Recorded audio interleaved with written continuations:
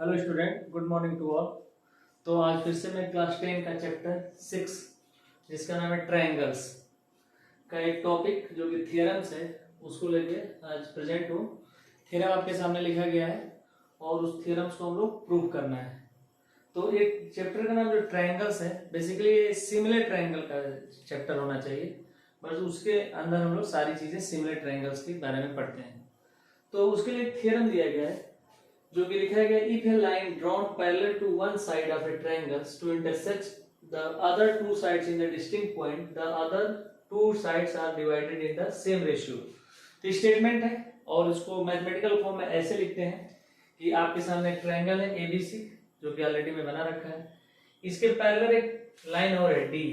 ABC एक triangle है जिसमें बीसी के पैरेलल डी, और उसमें ये बोला है कि जो डीई जो डिवाइड करता है ए बी और ए सी को, वो आपको सेम रेशियो डिवाइड करना होता है, A D upon D B equal to A upon E C. इसी को प्रूव करना है जो कि लिखा है A D upon D B equal to A upon E C. Basically बच्चों इस थ्योरम का नाम थेल्स थ्योरम है। थेल्स थ्योरम है, नेम के नाम से जाना जाए। तो आपका प्रूफिंग थोड़ा सा आपको समझना पड़ेगा अच्छे से, क्योंकि इसमें डिफिकल्टी बहुत सारे बच्चों को आती है। तो इसको मैं आपको स्टेप वाइज समझाऊंगा तो आपको बहुत इजीली समझ में आ जाएगा। तो इस थ्योरम को समझने से पहले मैं कुछ बातों पर डिस्कशन करना चाहता हूँ। जैसे इसमें टोटली जो थ्योरम है एरिया ऑफ ट्रायंगल से प्रूफिंग होगी। एरिया ऑफ ट्रायंगल से इसमें बहुत सारे ट्रायंगल्स बनाए गए, कुछ कंस्ट्रक्शन किया गया है।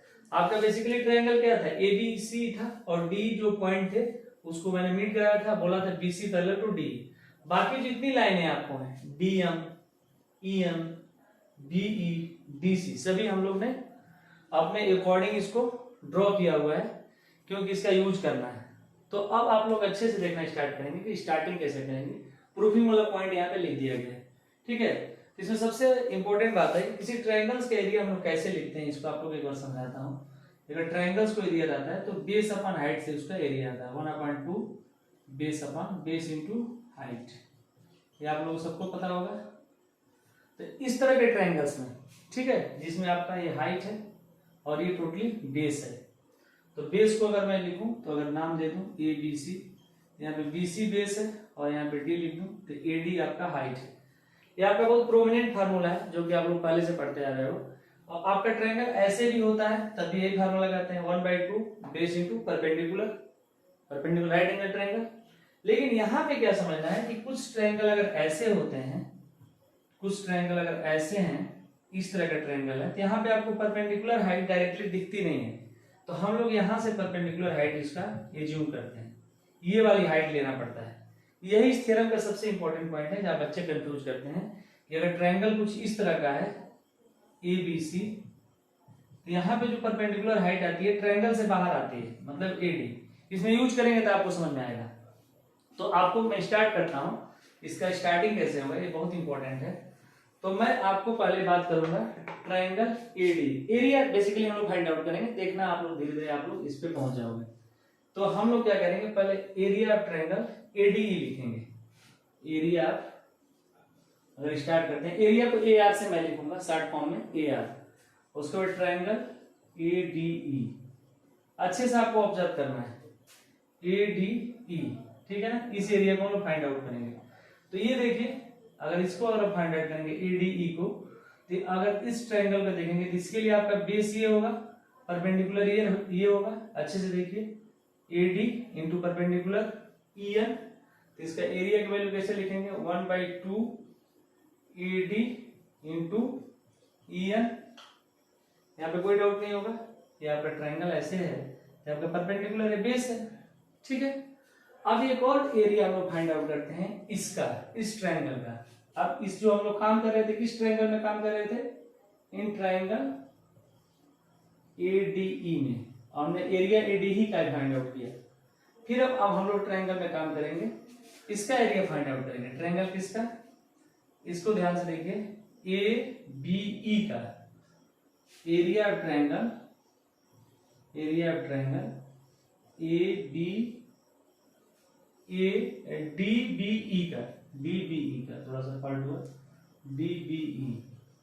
तब अच्छे से देखिए डी बी ई इतना का एरिया फाइंड आउट करना है। तो आप यहाँ पे आपका अगर बेस ये होगा, सपोज आपने बेस ये यूज किया 1/2 इंटू डी बी, आपने ये बेस यूज किया डी बी, तो इसका परपेंडिकुलर आपका ये होगा EN, ये आपका अगर एरिया इसको आप लोग निकालते हो तो इसका बेस अगर इसको मानते हो इधर से देखो तो ये आपका परपेंडिकुलर होगा, तो इसकी लिख देंगे वैल्यू EN। ठीक है, तो बेसिकली हमने दो ट्रायंगल का एरिया लिखा ADE और DBE को।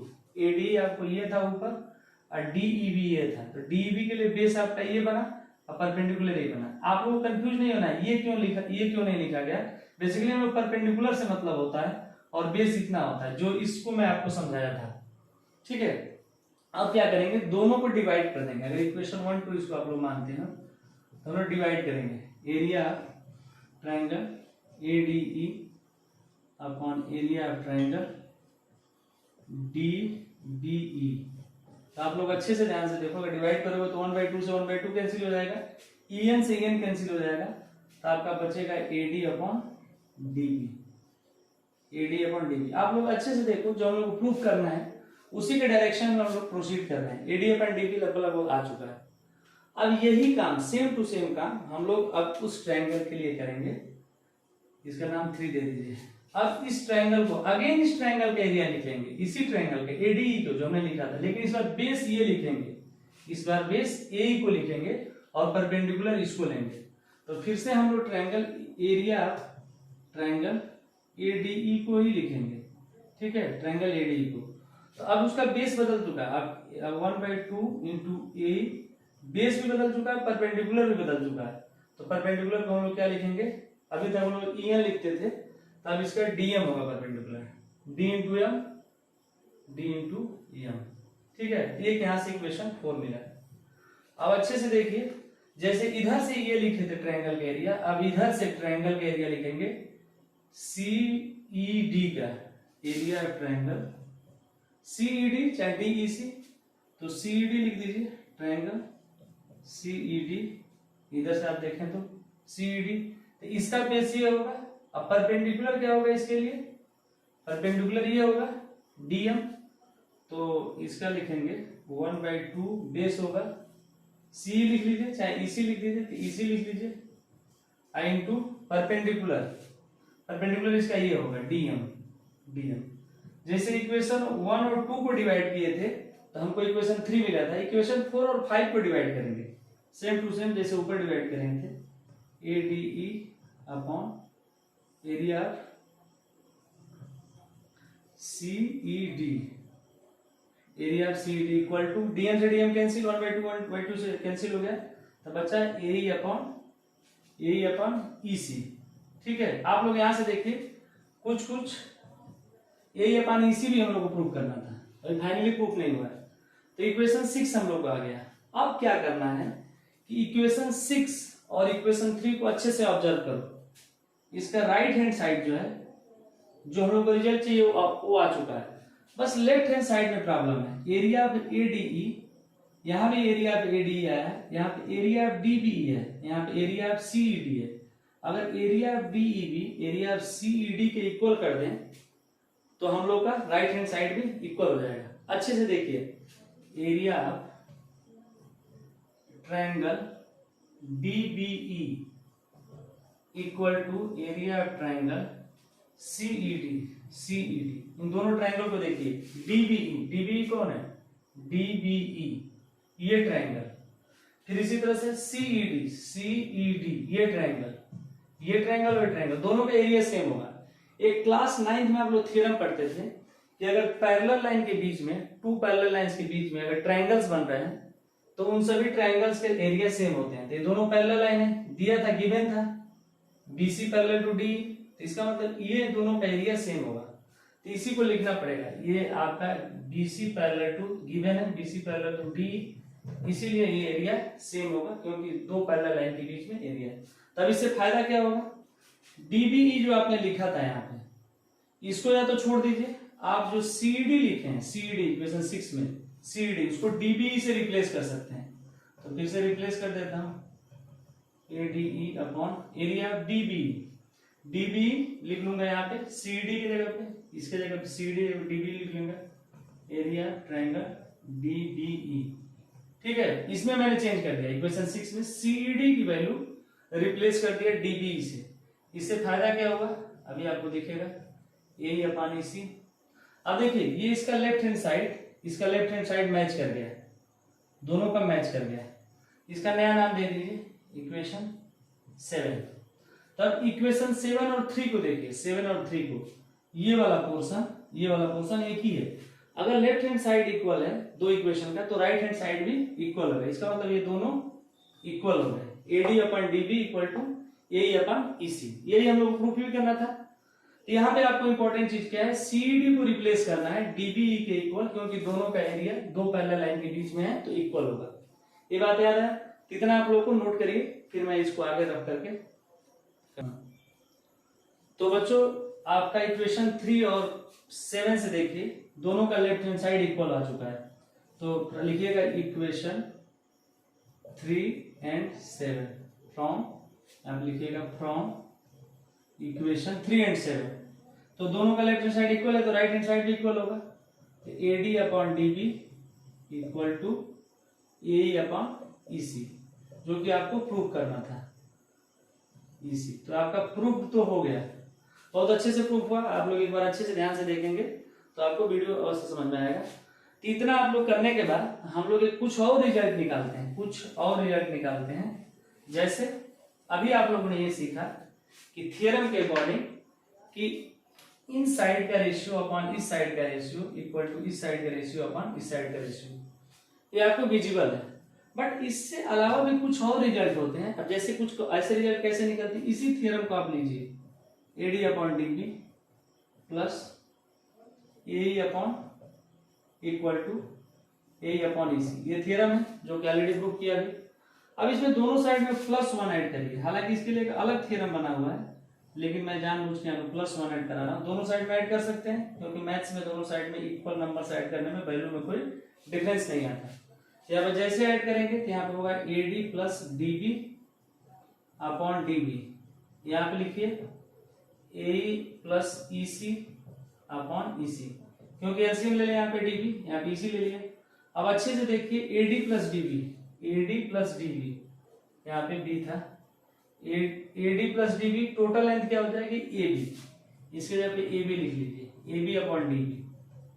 फिर इधर से भी AE plus EC, total AC है, इसको लिख लीजिए equal to AC upon EC तो यही है। एक न्यू फॉर्म में ये भी आपको थ्योरम कहीं कहीं देखने को मिल सकता है कि आप पूरे ट्रायंगल्स का साइड अपॉन इसका इक्वल टू पूरे ट्रायंगल का साइड अपॉन इसका। इसको एक तरह से और हम लोग लिख सकते हैं। आप क्या करिए, इसी को फिर से लेके चलिए, इसको आप लोग डिनोमिनेटर और न्यूमरेटर को आपस में चेंज कर दीजिए। जैसे इसको ऐसे लिखिए और बीच के फॉर्म में उसको मैं समझा रहा हूं, DB अपॉन AD आपने चेंज कर दिया equal to EC upon AE, ठीक है। दोनों साइड को आपने चेंज कर दिया। तो इससे क्या फायदा होगा, फिर से उसी तरह से +1 ऐड करेंगे, DB upon AD +1 equal to EC upon AE +1। अब एलसीएम ले लेंगे, AD आ जाएगा, DB plus AD equal to EC plus AE upon AE।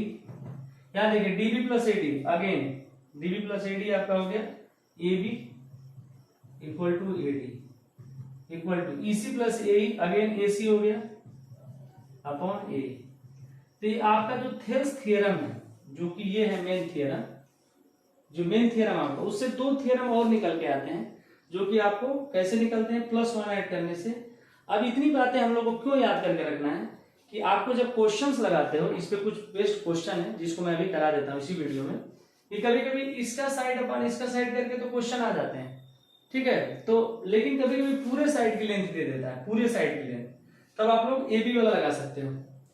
AB ये तो हर जगह एप्लीकेबल है। इसके लिए क्या करना पड़ेगा, अगर पूरी साइड की लेंथ दे देता है तो आप लोग माइनस कर दो जो भी साइड लेंथ दिया रहेगा, तो ये तो आपका लग जाएगा। बट आपका इससे रिलेटेड दो आपका थ्योरम और है, इस पे कुछ क्वेश्चन लेता हूं तो आपको ज्यादा क्लियर होगा। तो बच्चों इसके लिए मैंने एक क्वेश्चन लिया हुआ है कि जो बेस्ड है इसी थ्योरम पे, जो कि न्यूमेरिकल क्वेश्चन है। तो आपके ट्रायंगल्स में इसके डायमेंशन मेंशन है, जैसे इसकी वैल्यू दिया गया है जैसे एडी की वैल्यू है, डीबी की वैल्यू है, ऐसे ही एबी एई की वैल्यू है, ईसी की वैल्यू है। तो ईसी की वैल्यू तो आपको फाइंड आउट करना है, जिसको मैं एक्स से जूम कर लेंगे, वही थ्योरम लगा देंगे। थ्योरम कैसे लगेगा, AD upon DB equal to AE upon EC, ऐसे लगा देंगे। एडी की वैल्यू 1.5 है, डीबी की वैल्यू आपका 3 है, ए की वैल्यू आपका 1 है, ईसी की वैल्यू सपोज x मान लीजिए। इसका पॉइंट हटा दीजिए, 10 से मल्टीप्लाई करके 15 हो जाएगा, इसका 30 हो जाएगा। डिनोमिनेटर न्यूमरेटर में 10 से मल्टीप्लाई कर दीजिए equal to 1 upon x, cross multiply 15x equal to 30, x equal to 30 upon 15, cancel होकर फिर 2, मतलब आपकी वैल्यू 2 आ गई। तो आपका बेसिकली टोटली आपका उसी थ्योरम पे बेस्ड था जो भी मैंने प्रूव कराया। जैसे मेरे कहने का मतलब ये था बच्चों कि जैसे कभी कभी क्या होता है कि आपको टोटली ये लेंथ दे देती है, जैसे टोटली लेंथ क्वेश्चन में दिया जाता है। मैं क्वेश्चन को चेंज करके दिखाता हूँ। जैसे आपको क्या करेगा, आपका सपोज ये लेंथ टोटल दे दिया 6, ये भी आपका लेंथ दे दिया टोटल 8, ठीक है, और आपका ये लेंथ दे दिया 3, ये लेंथ दे दिया सपोज 2, इतना इतना 2, ये 3, इतना बस टोटल 8, ये 3 3। तो आप लोग जब वो थ्योरम्स लगाओगे तो क्या करोगे, पहले इसको फाइंड आउट करोगे, 6 से 2 माइनस करके ये 4 हो जाएगा, फिर ऐसे 8 से 3 लगाओ माइनस करोगे तो 5 हो जाएगा। तो आप इतना अपन इतना इक्वल टू करके आप फाइंड आउट कर सकते हो, ठीक है। बट आपको ऐसा कुछ नहीं करना है, आपको इतना ज्यादा कुछ नहीं करना है।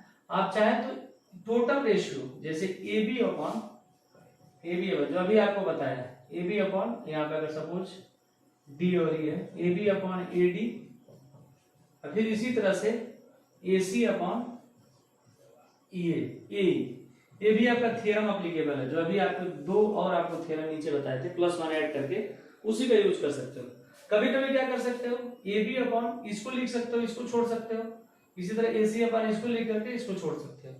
तो इसके 3 फॉर्म है, लेकिन जो सबसे बेसिक फॉर्म है A D upon D B equal to A upon E C, और उसके अलावा ए बी फॉर्म आपका करेक्ट है, जिसमें टोटल लेंथ इंक्लूड होती है अपॉन इसका length equal to total length upon इसका लेंथ, या तो आपका टोटल लेंथ अपॉन इसका लेंथ, या तो टोटल लेंथ अपॉन इसका लेंथ।